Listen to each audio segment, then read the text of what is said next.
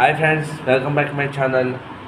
Today January 1st and కొన్ని uses case night డ్రంక్స్ and డ్రైవ్లో కొంతమంది దొరికారు, బాధగా ఉంది.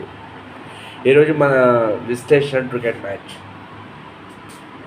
నిన్న నితీష్ కుమార్ రెడ్డి సెంచరీ కొడితే అది వెరీ క్రూషియల్ ఇన్ సెంటర్ భారతదేశం. మన ఫైనల్ డేలో ఎందుకు చేతులు ఎత్తేసారు అందరూ?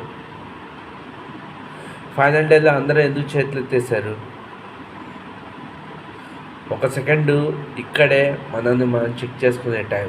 నెక్స్ట్ ఫైనల్ మ్యాచ్ 2-2గా డ్రా 2-2 చేసి డ్రా దాస్గా ఉండాలంటే ఒకటి బౌన్స్ని ఫేస్ అటాకింగ్, అది బౌన్స్ అండ్ ఫేస్ అటాకింగ్ పిచ్చులు. Australia, South Africa, other countries అంతా మనకంతా స్పిన్ పిచ్. మనకు స్పిన్ పిచ్ మీద ఆట మొదలైంది కానీ బౌన్స్ పిచ్ మీద ఆట మనకు మొదలవ్వలే. వరల్డ్ కప్ వస్తే మొత్తం పిచ్లన్నీ ఒకటే పిచ్లు. వరల్డ్ కప్ వస్తే ఐసీసీ ఛాంపియన్ ట్రోఫీ, 2022 ట్రోఫీస్ ఇవన్నీ ఒకటే. అదర్ కంట్రీస్ ఉంది ఫేస్ అటాక్.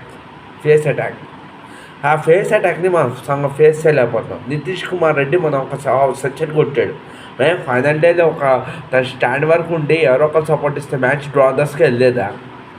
అన్నెసెసరీ రివ్యూస్ అన్నీ వేస్తున్నానే, మెయిన్ టైంలో తీసుకొస్తున్నారు. ఒకే ఒక రివ్యూ తీసుకోలే, అన్నెసెసరీగా అన్ని రివ్యూస్ తీసుకున్నారు. మొత్తం రివ్యూస్ నేస్తున్నాలే, నాట్అవుట్స్గా అవుట్స్కి వెళ్ళాయి. వాళ్ళ నాట్అవుట్స్గా రివ్యూస్కి వచ్చాయి. రివ్యూస్ కూడా అన్నెసెసరీగా వేస్ట్ అయ్యాయి. నితీష్ కుమార్ రెడ్డి నేను ఎందుకు స్టాండింగ్ వదిలిపెట్టి నితీష్ కుమార్ రెడ్డి డిఫెన్స్ ఆడదాం గేమ్ అని చెప్పి డిఫెన్స్ ఆడి గేమ్ని ఎందుకు డ్రా దస్గా తీసుకెళ్ళే? గేమ్ డిఫెన్స్ ఆడి ఒక్క మ్యాచ్ ఓడాం, ఒకే ఒక మ్యాచ్ గెలిచారు. వాళ్ళు ఒక మ్యాచ్ ఓడారు. నెక్స్ట్ మ్యాచ్లో వాళ్ళు గుంజుకున్నారు. మనం ఎందుకు గుంజుకోవట్లేదు? నితీష్ కుమార్ రెడ్డి మీ నాన్న వస్తే నువ్వు ఆడతావా? ఇప్పుడు మీ నాన్న లేరు అనుకుని నెక్స్ట్ సిడ్నీ టెస్ట్లో ఒకసారి మ్యాచ్ ఆడు చూస్తా. స్పీడ్గా ఆడు, డిఫెన్స్ ఆడడం నేర్చుకోండి. డిఫెన్స్ ఆడడం గేమ్ డిఫరెన్స్ చూపండి. నువ్వు ఆడి క్రూషియల్ ఇన్నింగ్స్ 100 కొట్టావు. మరి నేను ఎందుకు సపోర్ట్ ఇవ్వలేకపోయావు? ఎవరైనా ప్లేయర్స్ ఇస్తే డిఫెన్స్ ఆడి మ్యాచ్ గేమ్ ఎందుకు డ్రా దస్గా తీసుకెళ్ళలేదు?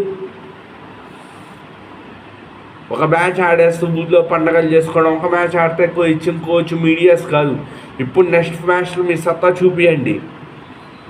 ఆ ఫేస్ అటాక్ మీద వీర బ్యాటింగ్ చూపియండి.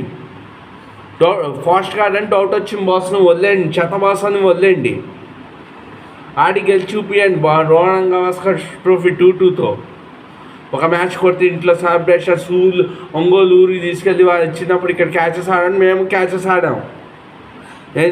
నేను క్యాచెస్ హెవీగా ఆడాను. నేను క్రికెట్ హెవీగా ఆడాను. నాకు ఆడాలి. అలాంటి సిడ్నీ పిచ్చులు ఇక్కడ రావాలి.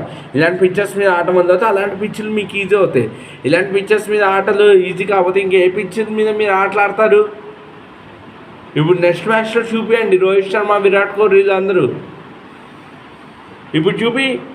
ఇప్పుడు నీ సత్తా చూపిస్తే ఫైనల్ మ్యాచ్లో అప్పుడు చూపిస్తే తెలుస్తుంది సత్తా. అయితే నాన్న వచ్చానని చెప్పి నువ్వు సెంచరీ బాదావు.